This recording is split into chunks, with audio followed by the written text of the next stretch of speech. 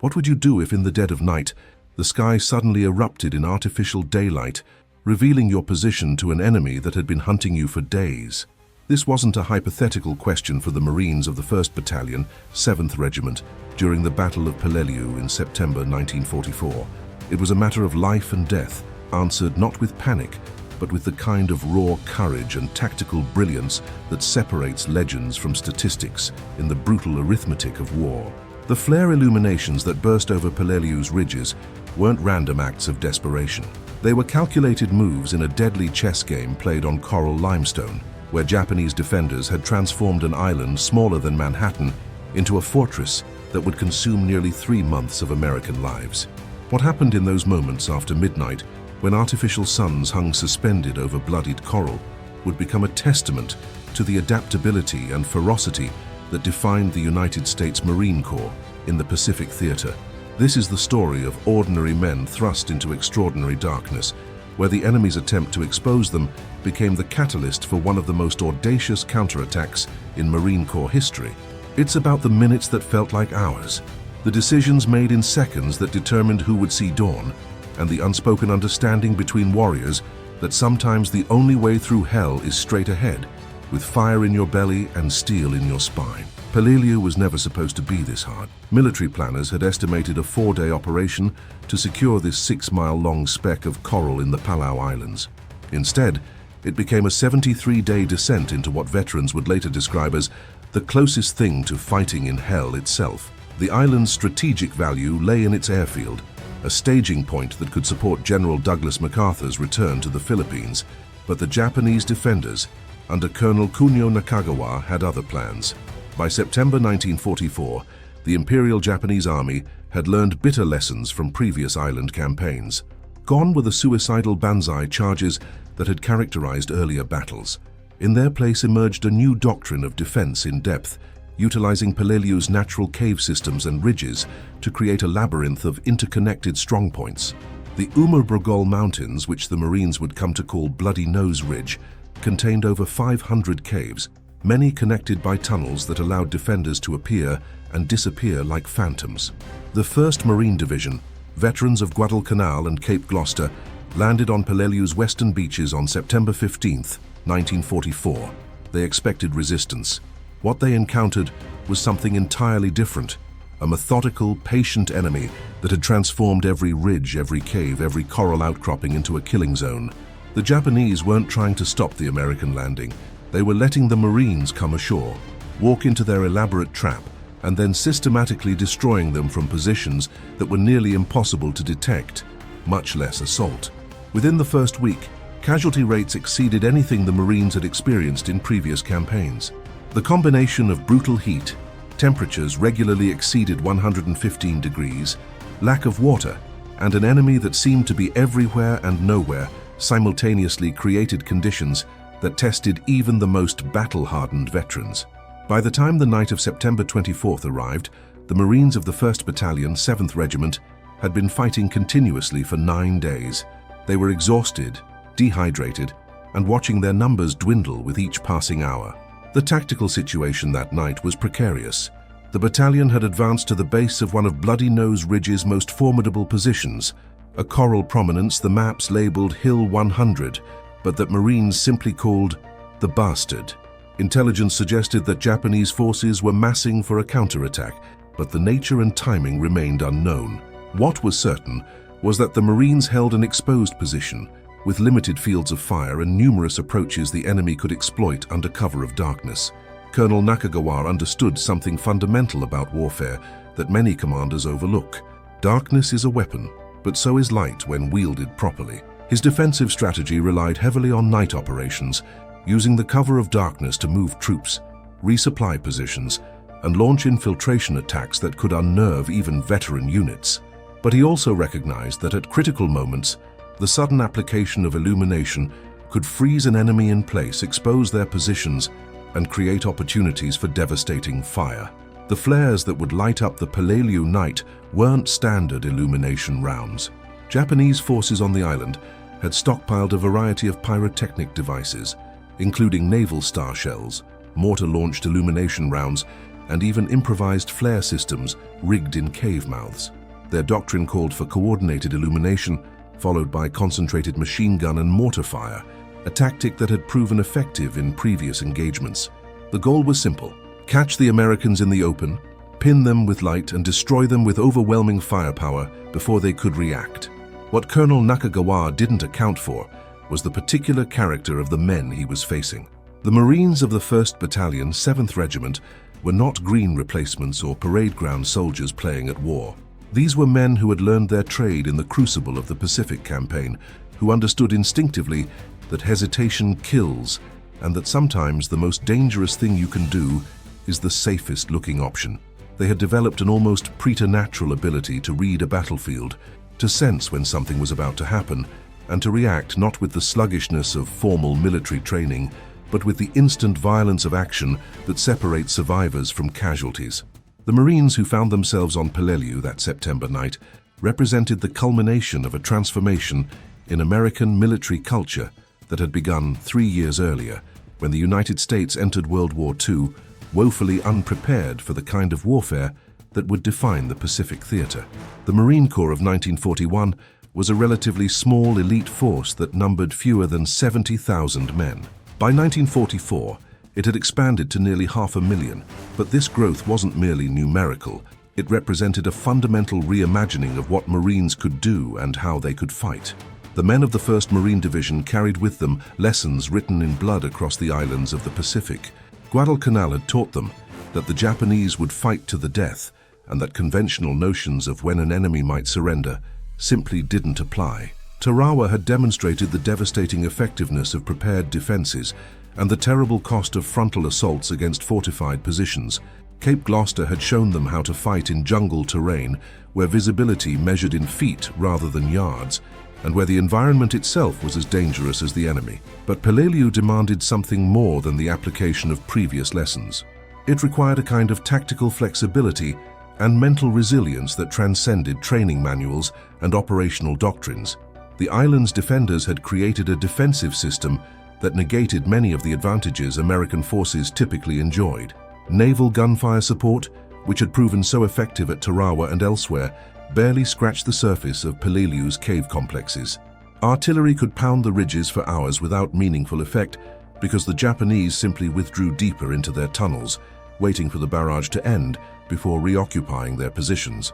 The Marines adapted by developing small unit tactics that emphasized initiative, aggression, and the intelligent use of combined arms at the squad and platoon level. Flamethrower teams became essential for clearing caves, working in coordination with riflemen who would provide covering fire while the flame operators moved into position. Demolition experts learned to place satchel charges with surgical precision, collapsing cave entrances and entombing defenders who refused to surrender.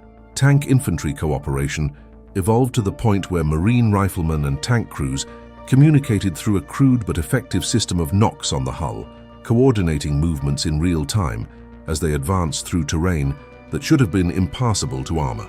This tactical evolution was driven by necessity, but enabled by the particular culture of the Marine Corps. Unlike some military organizations where innovation comes from the top down, the Marines encouraged initiative at all levels. A corporal with a better idea for assaulting a position wasn't just permitted to suggest it, he was expected to. This decentralized decision-making created units that could adapt to changing circumstances without waiting for orders from higher headquarters, a crucial advantage in the fluid, chaotic environment of infantry combat. The leadership of the 1st Battalion, 7th Regiment reflected this culture. Lieutenant Colonel Stephen Sabol, the battalion commander, was a Mustang officer who had risen from the enlisted ranks. He understood his men not as abstract units on a map, but as individuals with distinct personalities, capabilities, and breaking points. His company commanders were similarly pragmatic, men who had learned that the textbook solutions often didn't work, and that sometimes you had to trust your gut and the judgment of your NCOs more than your training. By the night of September 24th, these Marines had been forged into something harder and more dangerous than the enemy facing them might have anticipated. They were tired, certainly. They were operating with degraded equipment, limited supplies, and under conditions that would have broken lesser units. But they had also developed an almost feral understanding of their environment and their adversary.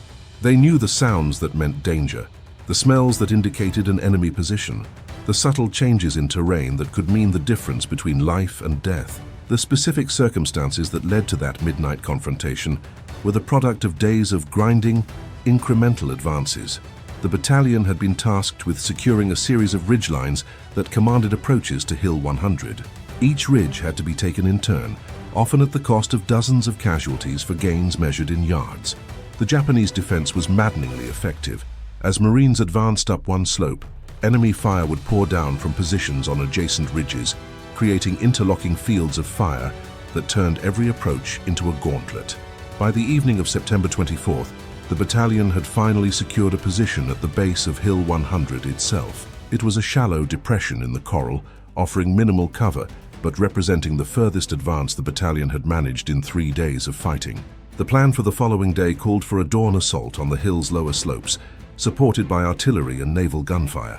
But to launch that assault, the battalion would need to hold its current position through the night, a task that was far more difficult than it might sound. Night operations in the Pacific Theater carried unique challenges. The darkness was absolute. No streetlights, no ambient glow from distant cities, nothing but the stars and occasional moonlight to navigate by. The Japanese exploited this darkness ruthlessly, sending infiltrators to probe American lines, cut communications wires, and sometimes simply to terrorize defenders with noise and movement.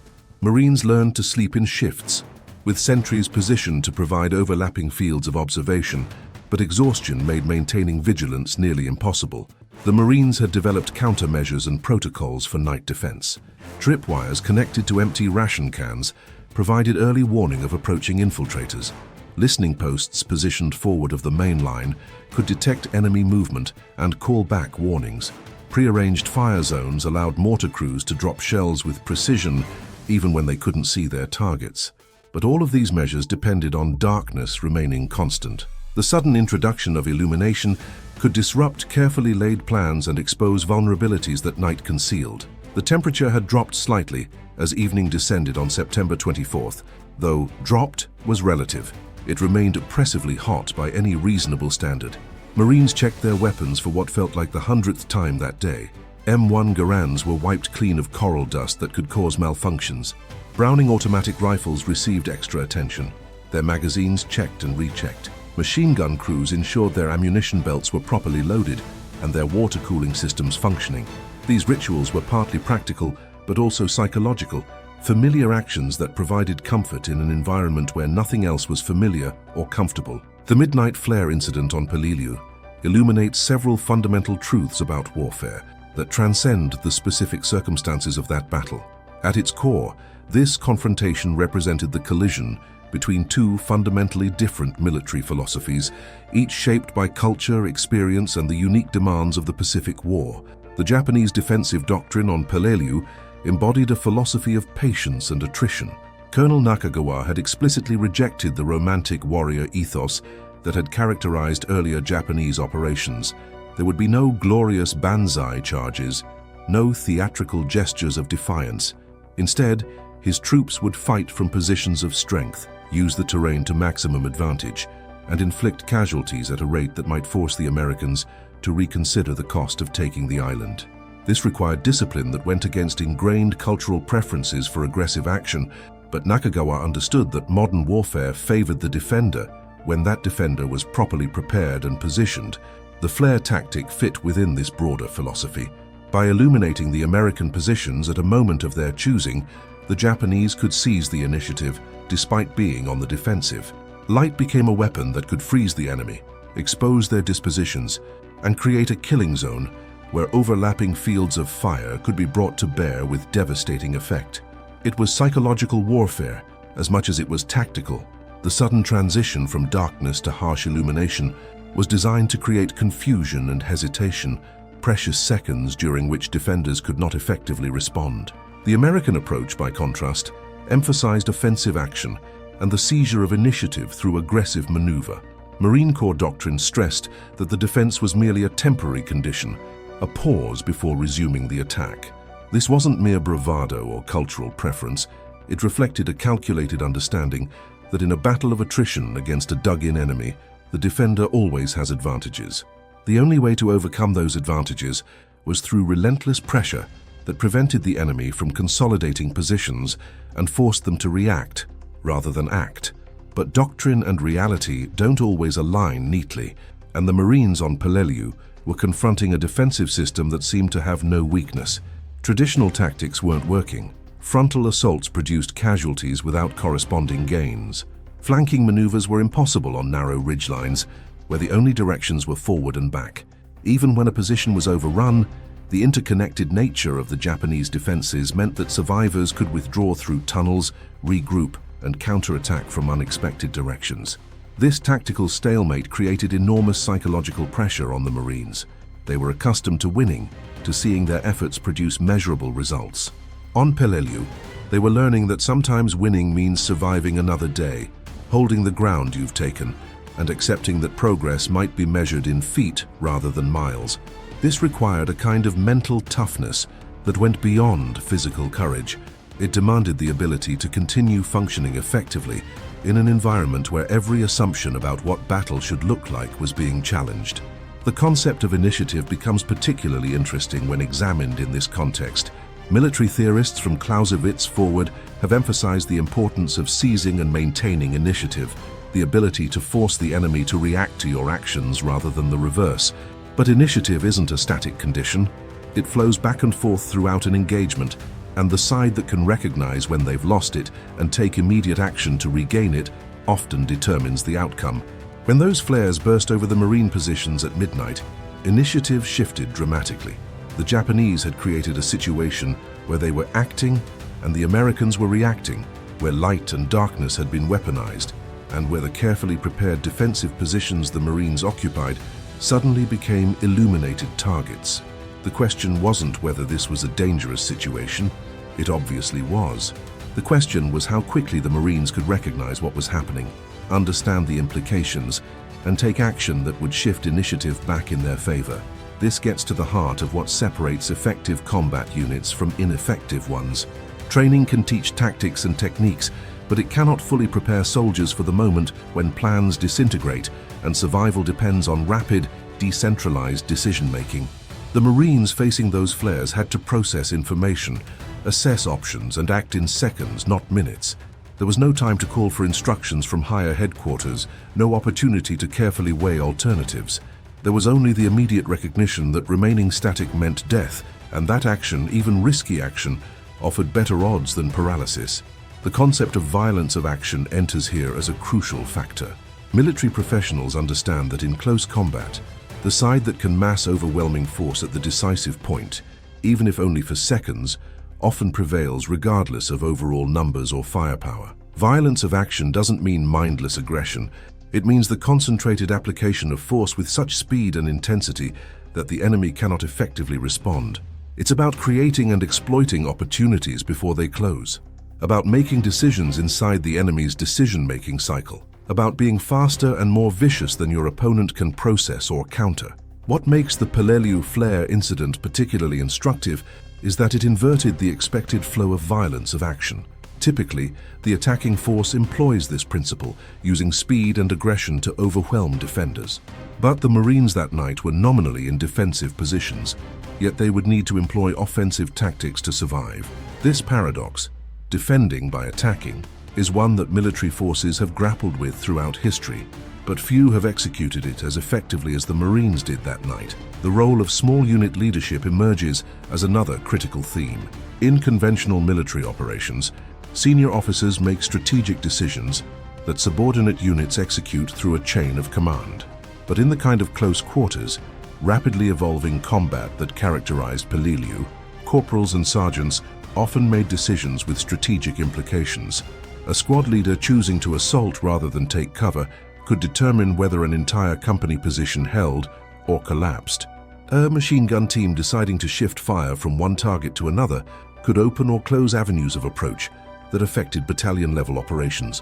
This decentralization of decision-making authority was both necessary and terrifying.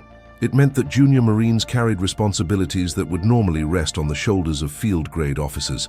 It also meant that mistakes at the small unit level could have catastrophic consequences. But the alternative, rigid, centralized control that required approval for every significant decision, would have been worse. In the fluid environment of night combat, by the time a request for guidance went up the chain of command and orders came back down, the tactical situation would have changed completely. The interplay between technology and human factors also deserves examination. The flares themselves represented a relatively simple technology, pyrotechnic devices that had existed in various forms since the 19th century, but their tactical application on Peleliu demonstrated how even basic technology could be decisive when employed intelligently. The Japanese weren't relying on superior equipment or overwhelming firepower. They were using light itself as a weapon, manipulating one of the most fundamental aspects of the battlefield environment to create advantages. The Marine response, however, showed that technology alone doesn't determine outcomes. The Americans had access to their own illumination systems, better communications equipment, and superior supporting arms.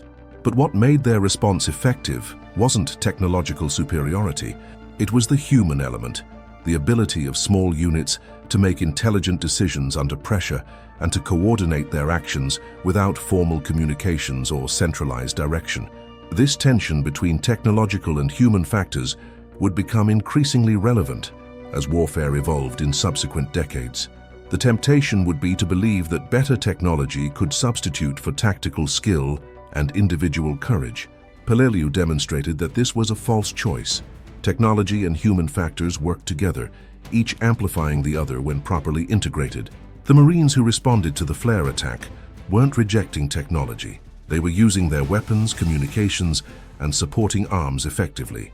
But the decisive factor was their willingness to take initiative and their ability to function effectively under conditions that degraded the advantages technology typically provided. The question of adaptation also emerges as central to understanding what happened that night. Both sides were adapting constantly throughout the Peleliu campaign. The Japanese adapted their defensive doctrine based on lessons from previous battles. The Marines adapted their assault tactics in response to the defenses they encountered. This process of mutual adaptation is characteristic of warfare. Both sides are intelligent, both are learning, and both are adjusting their approaches based on what works and what doesn't. What made the Marine adaptation particularly effective was its speed and its distribution throughout the organization. When the flares went up, individual Marines didn't wait for someone to tell them what the new situation meant or how they should respond. They processed the information themselves, made their own assessments, and took action based on their understanding of the situation. This distributed adaptation was faster and more flexible than any centralized system could be, but it only worked because the Marines had internalized certain principles and approaches that gave them a common framework for decision-making. The moment those flares burst into incandescent life above the Marine positions, time seemed to fracture. For the Japanese gunners watching from their concealed positions in the ridges above, it must have seemed like a perfect execution of their plan. The Americans were exposed, frozen in harsh light, their positions revealed and their movements constrained. Machine gun crews swung their weapons toward pre-registered targets. Mortar crews made final adjustments to their tubes. Infantry assigned to infiltrate the Marine lines waited for the command to advance. But the frozen moment that the Japanese defenders anticipated never materialized. Instead, the Marines reacted with a speed and violence that transformed what should have been a massacre into something entirely different. Staff Sergeant James Harrington, commanding 2nd Squad of Baker Company, didn't wait to analyze the situation or request instructions. The instant the first flare ignited overhead, he was moving. His squad occupied a shallow fighting position on the left flank of the battalion's line, a spot that intelligence had identified as a likely approach route for infiltrators. Harrington had positioned his men to cover multiple directions, with the squad's Browning automatic rifle oriented to sweep the most likely avenue of advance. When light flooded the position, Harrington saw immediately what the flares meant. They were illuminating targets for an attack that was already underway. His response was instinctive and tactically brilliant. Rather than ordering his squad to take cover or maintain their positions, Harrington did something counterintuitive. He ordered them forward.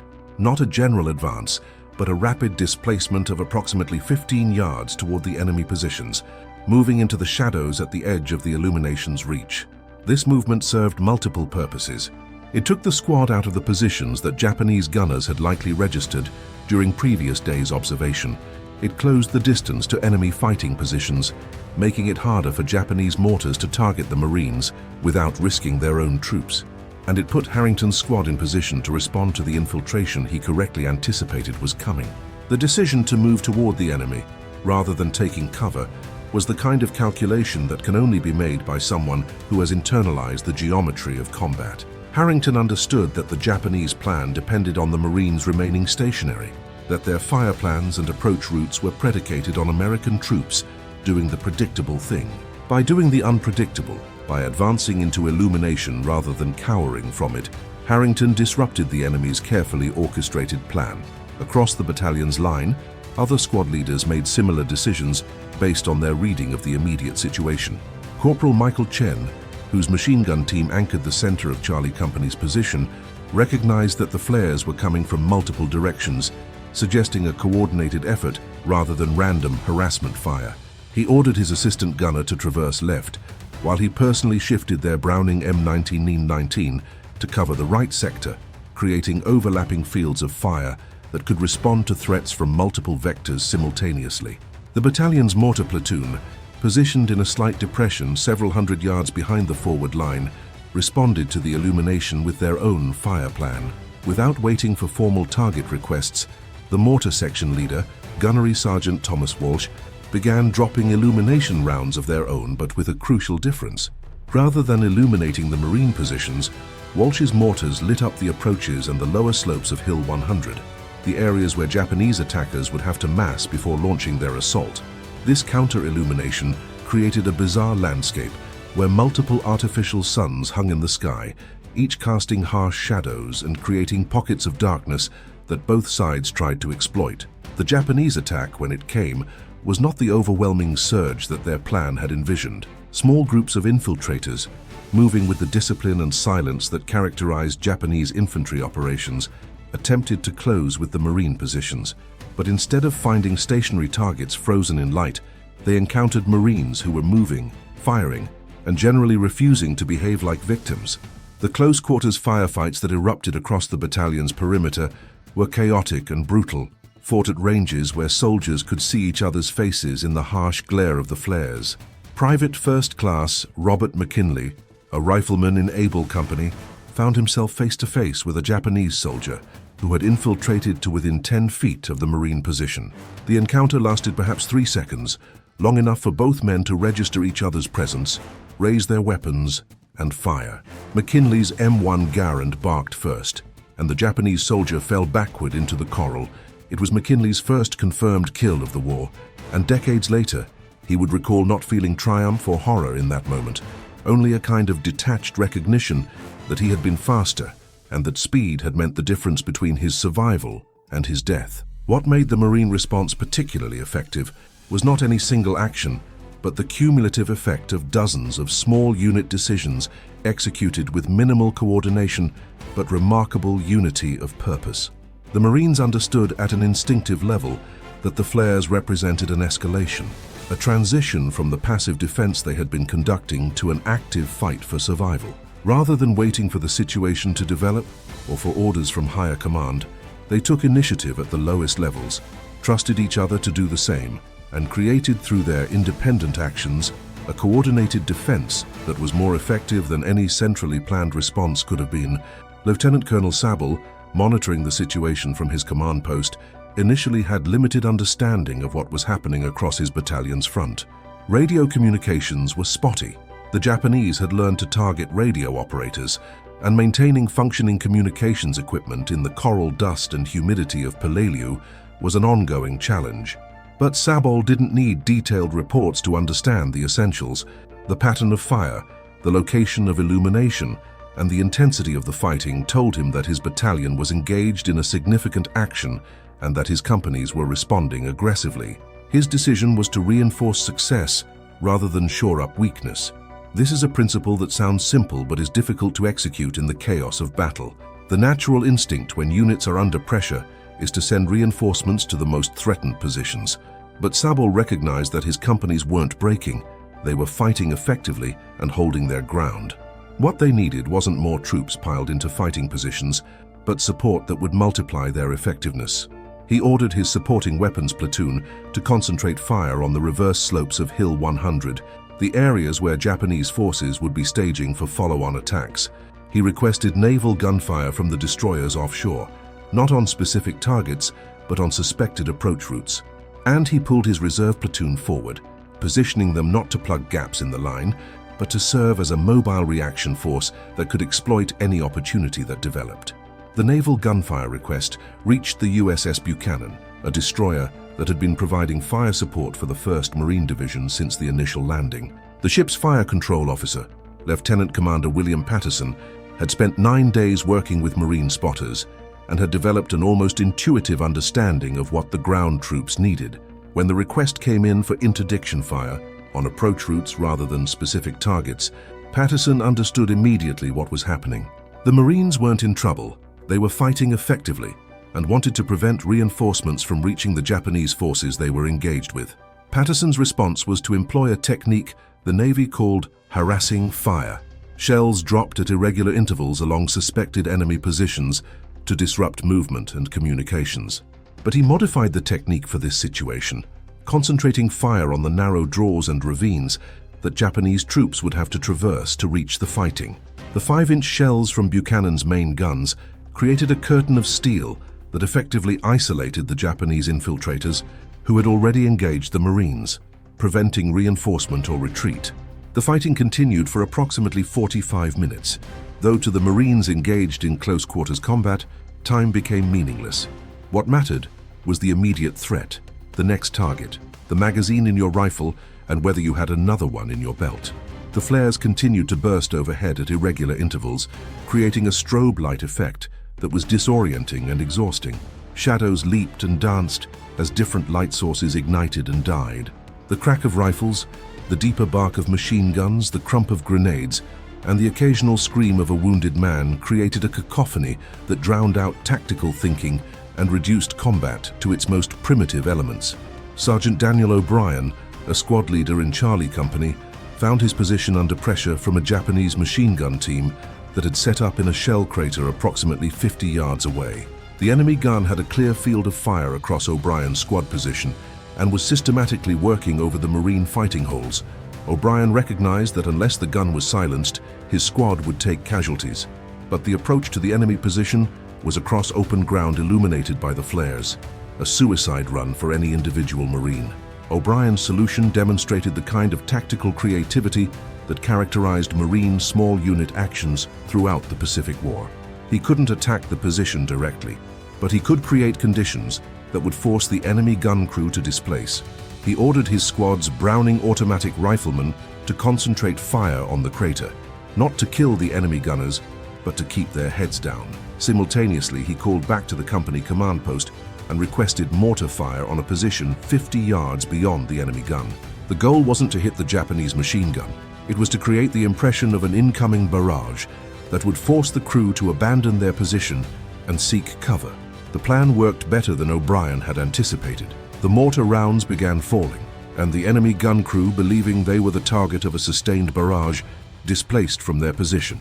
As they moved, they silhouetted themselves against the flare light, and O'Brien's riflemen cut them down. It was a small action in the context of the larger engagement, but it illustrated how Marines were thinking 3 moves ahead, using available resources creatively and coordinating actions without formal communications or elaborate planning. As the engagement wore on, the nature of the fighting began to shift. The initial Japanese infiltration had been broken up by the Marine response, but isolated groups of enemy soldiers remained within the American perimeter. These troops fought with the determination that characterized Japanese infantry throughout the Pacific War, refusing to surrender even when their position was hopeless. Marines learned to clear these pockets systematically, using grenades and rifle fire to eliminate resistance without exposing themselves unnecessarily. Private First Class Tommy Rodriguez, a rifleman in Baker Company, experienced the kind of close encounter that would haunt him for the rest of his life. Advancing to clear a suspected enemy position, Rodriguez heard movement in a coral crevice to his right. He spun, bringing his rifle to bear, and found himself looking at a Japanese soldier no more than 5 feet away. Both men froze for a fraction of a second, each recognizing the other's humanity, even as they prepared to kill. Rodriguez fired first, his M1 Garand's 1306 round taking the enemy soldier in the chest and dropping him instantly. But what Rodriguez remembered most about that moment wasn't the violence or the fear.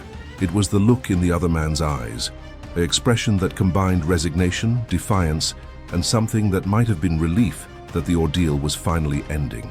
Rodriguez would carry that image with him through the rest of the war and into civilian life, a reminder that the enemy he had been trained to kill was also a human being with his own story, his own reasons for being there, his own fears and hopes and dreams. And then, as suddenly as it had begun, it was over. The last Japanese flare guttered out. The volume of incoming fire decreased and then stopped entirely. The Marines held their positions, weapons oriented toward the darkness, waiting to see if this was a pause or the end. Minutes passed. The pre-dawn darkness seemed even more complete after the harsh illumination, as if the night itself was reasserting its dominance. Gradually, the Marines began to relax their vigilance slightly. Squad leaders called for casualty reports. Riflemen checked their ammunition and reloaded weapons. The wounded were evacuated to aid stations where corpsmen worked by flashlight to stabilize injuries. The dead were moved to collection points, their bodies covered with ponchos until they could be properly processed. It was grim, exhausting work, but it was necessary, and Marines had learned to perform these tasks with efficiency born of too much practice. The midnight engagement on Peleliu raises profound questions about the nature of courage, the morality of warfare, and the costs we accept in pursuit of strategic objectives. These questions became more pressing in the years following World War II, as Americans grappled with the human price of victory, and historians began to examine whether battles like Peleliu had been necessary at all. The decision to invade Peleliu has been criticized extensively in military historical literature. Admiral William Halsey argued, even before the operation began, that the island could be bypassed, that its strategic value didn't justify the anticipated casualties. He was overruled by higher authority, and the invasion proceeded as planned. When the battle stretched from the projected 4 days into nearly 3 months, when casualties exceeded 30% of the landing force, these criticisms intensified. The Marines who fought there had won a tactical victory in one of the most difficult fights of the Pacific War, but had they been asked to pay too high a price for an objective that didn't materially affect the outcome of the war? This question matters because it speaks to the responsibility of leadership and the moral calculations that underlie strategic decision-making. The Marines who fought on Peleliu didn't have the luxury of questioning the mission's necessity. They had been given a job, and they executed it with the courage and professionalism that defined their service. But the officers and planners who ordered that mission had a different responsibility: to ensure that the objectives pursued were worth the lives that would be spent achieving them. The controversy over Peleliu's necessity doesn't diminish the valor of the men who fought there, but it does complicate how we remember and honor their sacrifice. There's a tendency in American military culture to treat all sacrifice as equally meaningful, to avoid questions about whether some deaths were more necessary than others. But this avoidance does a disservice to the men who died and to the broader project of learning from history. If we cannot ask whether a battle was worth fighting, we cannot make better decisions about when to commit troops to combat in the future. The specific tactics employed during the midnight engagement also merit examination. The Marines' aggressive response undoubtedly saved lives and prevented a potentially disastrous infiltration of their positions. But it also represented a willingness to accept risk that not all military cultures would embrace. The decision by squad leaders like Staff Sergeant Harrington to advance toward enemy positions rather than taking cover was tactically sound, but individually dangerous. It worked because of the quality of the Marines executing it, but in other circumstances, or with less experienced troops, such decisions could have led to catastrophe. This raises questions about how much we should rely on individual initiative and tactical brilliance versus more methodical, systematic approaches to combat. The American military tradition emphasizes individual initiative, but this emphasis carries risks. When it works, as it did that night on Peleliu, it produces results that exceed what centralized planning could achieve. When it fails, it can lead to unnecessary casualties and tactical defeat. The challenge is creating military organizations that encourage initiative, while also providing the training, leadership, and support structures that make intelligent risk-taking possible. The psychological cost of combat like that, experienced on Peleliu, deserves consideration as well. The Marines who survived the battle carried those experiences for the rest of their lives. Many suffered from what would later be recognized as post-traumatic stress disorder, though in 1944 it was called shell shock or combat fatigue and was poorly understood by military medicine. The expectation was that men would absorb horrific experiences, continue fighting effectively, and return to civilian life without significant difficulty. This expectation was unrealistic and caused immeasurable suffering. Private First Class McKinley, who killed a Japanese soldier at close range during the midnight engagement, struggled with that memory for decades. In interviews conducted in the 1980s, he described the nightmares that persisted long after the war, the way certain sounds or smells could transport him back to that coral ridge, the difficulty he experienced forming close relationships when he returned home. He wasn't unique. Thousands of Pacific War veterans carried similar burdens, often in silence because the culture of the time didn't provide space for them to process what they had experienced. This psychological dimension forces us to expand our understanding of what war costs. We can count casualties, the killed and wounded whose names appear in casualty reports and whose sacrifices are honored in memorials. But how do we account for the men who survived physically but were permanently damaged psychologically? How do we measure the cost to families, to communities, to the social fabric, when thousands of men return from war carrying invisible wounds? The Japanese perspective on the battle also deserves consideration, though it's often absent from American accounts.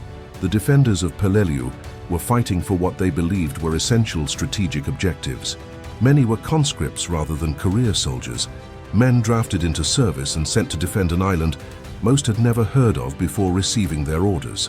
They fought with remarkable discipline and courage, adhering to a defensive doctrine that maximized American casualties, even when it was clear the battle was lost. Colonel Nakagawa's decision to illuminate the Marine positions and launch the midnight attack was a calculated risk based on his understanding of the tactical situation. It didn't work as planned, but the reasoning behind it was sound. He was trying to seize initiative from an enemy that had been steadily grinding forward despite horrific casualties. The failure of that attack wasn't due to poor planning or lack of courage on the part of the Japanese troops. It was because they were facing an enemy that could adapt faster than their plan allowed for. Nakagawa himself would die on Peleliu, likely by suicide when the battle became clearly unwinnable, following a military tradition that valued death over surrender. This wasn't cowardice or fanaticism in any simple sense. It reflected a fundamentally different cultural understanding of duty, honor, and what a soldier owed to his nation and his comrades. Americans tend to view the Japanese refusal to surrender as evidence of irrational commitment to a lost cause. But from within Japanese military culture, surrender represented a fundamental betrayal of everything a soldier was supposed to be. These different cultural frameworks shaped how each side fought and how they understood the meaning of what they were doing. Neither side held a monopoly on virtue or vice. Both were prosecuting a war they believed was necessary, using methods that made sense within their respective military traditions, and asking young men to risk everything in service of objectives those men often didn't fully understand. The comparison with other battles in the Pacific War illuminates what made Peleliu unique. At Guadalcanal, the Marines had faced a determined enemy, but one that still employed traditional offensive tactics that played to American advantages in firepower and logistics. At Tarawa, the defenses had been formidable, but relatively shallow. Once the Marines secured the beaches, the battle was essentially won. Iwo Jima, which would come later, would resemble Peleliu in many ways, but the lessons learned at Peleliu would inform tactics on Iwo and likely save lives. Peleliu represented an evolution in Japanese defensive doctrine that challenged American tactical and operational approaches. The Marines adapted, but that adaptation came at enormous cost. The question that haunts military historians is whether that cost was necessary, whether the lessons learned at Peleliu justified the battle's human price, or whether those lessons could have been learned at lower cost elsewhere. The midnight engagement itself, viewed through the lens of military ethics, presents interesting questions about the laws of war and the conduct of combat operations. Both sides were fighting within the accepted norms of warfare at the time. The Japanese use of illumination to facilitate an attack was a legitimate tactical measure. The Marine response, including the close-quarters killing of enemy soldiers who were attempting to infiltrate American positions, was equally legitimate. Neither side targeted civilians or employed weapons that were prohibited by international law. Yet the nature of the fighting, close range, brutal, with limited opportunity for mercy or quarter, raises questions about what warfare does to the human beings who prosecute it. There's a tendency to romanticize courage and to treat combat as a test of character and masculinity. The Marines who fought on Peleliu certainly demonstrated courage, but they also had to do things that no human being should have to do. They killed other human beings at ranges where they could see their faces, hear their screams, smell their blood. They did this repeatedly, day after day, until it became routine. And that routinization of killing is perhaps the most troubling aspect of the entire experience. The role of leadership in creating conditions where such actions become necessary also deserves critical examination. Colonel Nakagawa made decisions that resulted in thousands of Japanese soldiers fighting to the death in a battle they could not win. Lieutenant Colonel Sabol made decisions that exposed his Marines to danger and resulted in casualties. Both men were doing what they believed duty required, following doctrines and orders that came from higher authority. But at what point does following orders become complicity in unnecessary suffering? These are uncomfortable questions without easy answers. They force us to confront the reality that war, even when fought for just causes, produces unjust outcomes. Good people make terrible choices because those choices seem like the least terrible options available. Courage and cruelty coexist in the same actions, sometimes in the same moments. The Marines who advanced toward the enemy during the midnight engagement were demonstrating courage, but they were also engaging in violence that left permanent scars on everyone involved. When the last Japanese flare died out over Peleliu that September night, leaving the Marines once again in darkness, something had changed. Not in the strategic situation. Hill 100 still loomed above the Marine positions. The battle was far from over, and weeks of brutal fighting remained before the island would be secured. The change was more subtle, but no less significant. The Marines had proven to themselves and to their enemy that they could not be broken, that whatever the Japanese threw at them would be met with aggression and tactical skill that exceeded the sum of training and doctrine. Staff Sergeant Harrington survived Peleliu, though he would be wounded twice more before the battle ended. He returned home to Indiana after the war, married, raised 3 children, and rarely spoke about his experiences. His grandson, researching the family's military history decades later, asked him about the night the flares went up. Harrington's response was characteristically understated. "We did what we had to do. That's all there was to it." That simple phrase, "we did what we had to do," encapsulates something essential about the men who fought in the Pacific War. They weren't seeking glory or trying to be heroes. They were ordinary people, confronting extraordinary circumstances, making split-second decisions with life or death consequences, and living with the results of those decisions for the rest of their lives. The courage they displayed wasn't the absence of fear, but the ability to function effectively despite fear. To think clearly when thinking clearly was the hardest thing in the world, and to trust in their training, their leaders, and their fellow Marines when there was nothing else to trust. The Battle of Peleliu would continue for another 6 weeks after that midnight engagement. The Marines would eventually secure Hill 100, though at a cost that made the victory feel hollow to many who fought there. The 1st Marine Division would be pulled out of the line in mid-October, replaced by Army units who would finish the job of reducing the remaining Japanese positions. Total American casualties exceeded 10,000, including nearly 2,000 killed. Japanese casualties were even higher, with virtually the entire garrison fighting to the death rather than surrendering. The strategic value of those casualties remains debated among military historians. The airfield was secured and used, but whether it made a significant contribution to subsequent operations in the Philippines is questionable.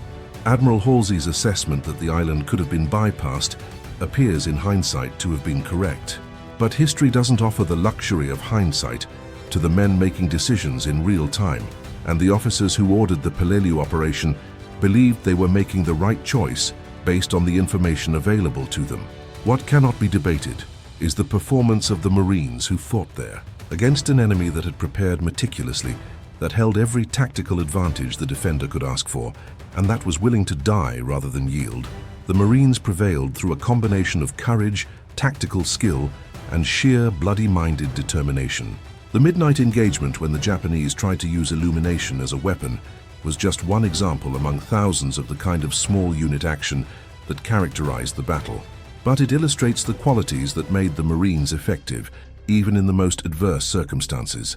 The legacy of Peleliu would influence American military operations for decades to come. The lessons learned about fighting in heavily fortified terrain against an enemy that refused to surrender informed planning for the invasion of Japan, an operation that thankfully never occurred due to Japan's surrender following the atomic bombings of Hiroshima and Nagasaki. The tactics developed for reducing cave positions would be refined and employed in subsequent conflicts, from Vietnam to Iraq and Afghanistan. The emphasis on small unit initiative and aggressive action became even more deeply embedded in Marine Corps culture. But perhaps the most important legacy of Peleliu and that midnight engagement is simply the example it provides of what human beings are capable of when pushed to their limits. The Marines on that coral ridge were exhausted, frightened, and facing an enemy that wanted to kill them. They had every reason to freeze, to panic, to make the wrong decisions. Instead, they reacted with speed, aggression, and tactical intelligence that turned what should have been a disaster into a successful defense. This wasn't superhuman performance, it was the result of training, leadership, and culture that prepared them for exactly these circumstances. It was the product of a military organization that understood that wars are won by battalions and companies and squads, not by generals and admirals. It reflected a fundamental truth about warfare, that no amount of technology or strategic planning can change. In the end, battles are decided by individual human beings making choices under the most extreme pressure imaginable. The men who fought on Peleliu are nearly all gone now. The youngest veterans of that battle are in their late 90s, and each passing year claims more of them. Soon there will be no living witnesses to what happened on that island, no one who can describe from personal experience what it was like when the flares burst overhead and the night erupted in fire. We will be left with the historical record, the unit histories, the personal memoirs, the after-action reports that try to capture in dry military language events that were anything but dry. But we will also be left with the example of their courage, their adaptability, and their refusal to quit when quitting would have been the easiest thing in the world. We will have the reminder that freedom is never free, that the world we live in was purchased at a price paid by men like Staff Sergeant Harrington, Private First Class McKinley, and thousands of others whose names appear on casualty lists and memorial walls. The question that each generation must answer is what we do with that legacy. Do we honor it by remembering not just the victories, but the cost of those victories? Do we ask the hard questions about when war is necessary and when it isn't? About whether the objectives pursued justify the sacrifices demanded? Do we ensure that when we do commit troops to combat, we provide them with the training, equipment, leadership, and support they need to succeed and survive?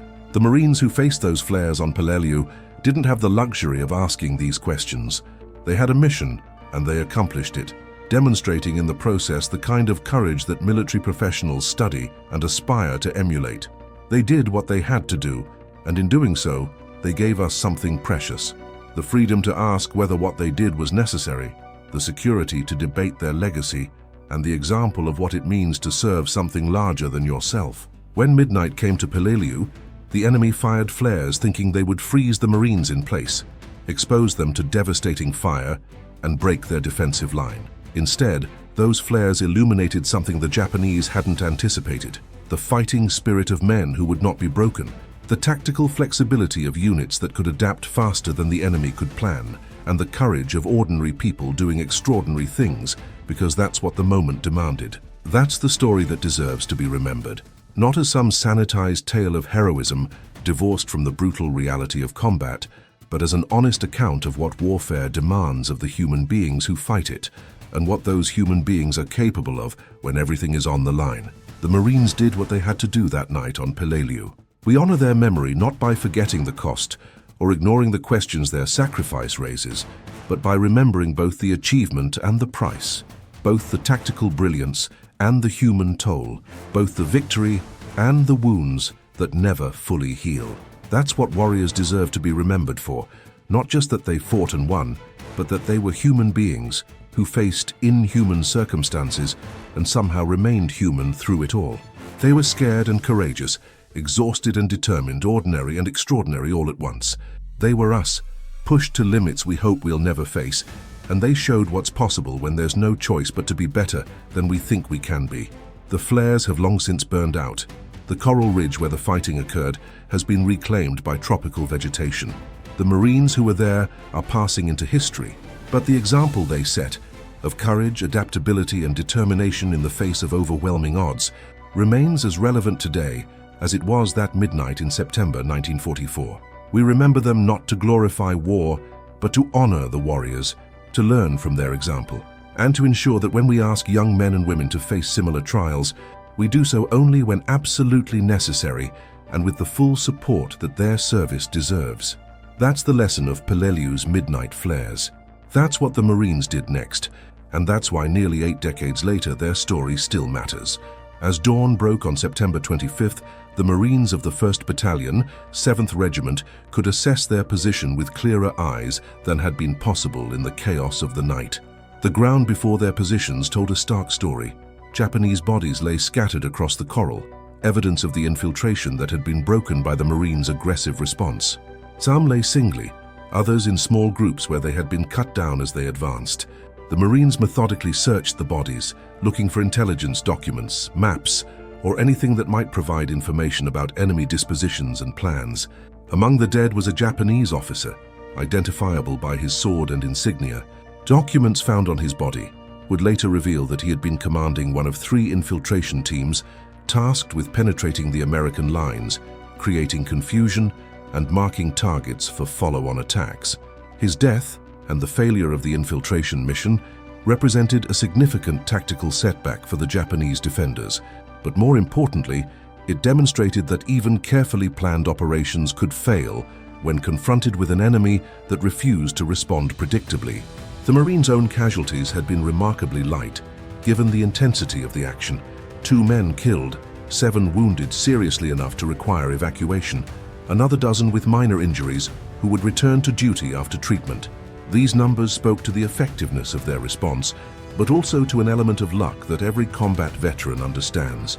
A few inches difference in the trajectory of a bullet, a few seconds difference in timing, and the casualty figures could have been vastly different.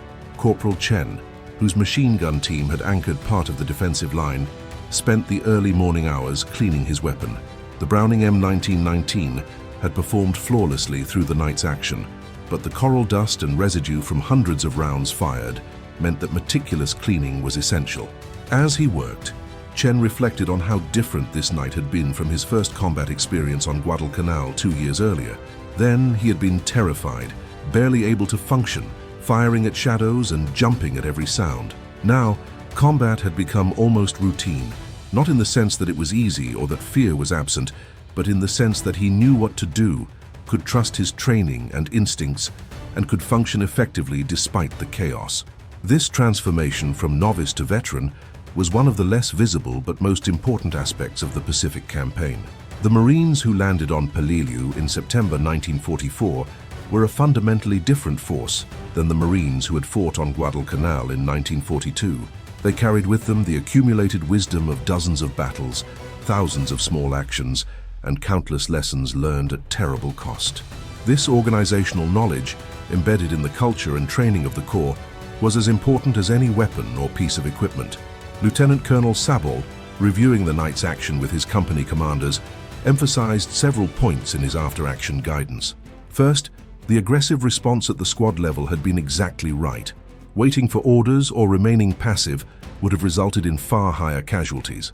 Second, the coordination between infantry and supporting arms had worked well, particularly the mortar platoon's decision to provide counter-illumination. Third, and perhaps most importantly, the battalion had demonstrated that it could respond effectively to unexpected threats without detailed guidance from higher headquarters.